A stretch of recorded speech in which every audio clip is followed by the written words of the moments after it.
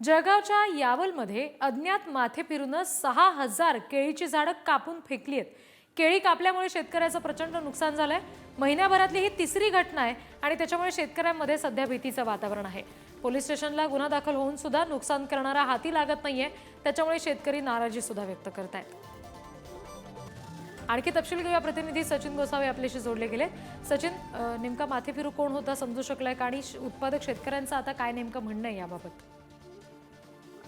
निश्चितच आपण जर बघितलं तर मध्ये यावल शेत शिवारामध्ये गट क्रमांक 811 ह्या ठिकाणी एकूण 6,000 केळीची जी झाडं लागली होती। कच्चा पिल बाग होता आणि या ठिकाणी अज्ञात माथे फिरूने रात्रीच्या वेळी येऊन 6,000 पेक्षा अधिक झाडांची कापणी केलेली आहे।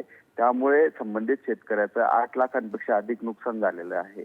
आपण जर बघितलं तर या महिनाभरामध्ये ही त्याच भागात 18 असेल किंवा इतर यावल परिसरामधली ही तिसरी घटना आहे आणि सातत्याने अशा घटना घडतच आहेत। आपण बघितलं तर मागच्या वर्षी देखील रावेर यावल भागामध्ये अशा घटना घडल्या होत्या। त्यावेळेस देखील पोलिसांनी पथक नेमून वगैरे कारवाई करण्याची सुरुवात केली होती, मात्र गुन्हा दाखल होऊन देखील आरोपी मिळत नव्हता। यावर्षी देखील तीच परिस्थिती आहे। यावर्षी देखील अशाच पद्धतीने या महिनाभरामध्ये 3 घटना घडलेल्या आहेत। यात केळी उत्पादक शेतकऱ्यांचं लाखो रुपयाचं नुकसान झालेलं आहे, मात्र अद्यापही तो आरोपी सापडत नसल्यामुळे शेतकऱ्यांनी आता पोलीस पथकांकडे मागणी केलेली आहे। त्याच्यामुळे आता पोलीस नेमकं काय करतायत हे पाहणं महत्त्वाचं असेल। धन्यवाद सचिन दिलेल्या माहितीसाठी।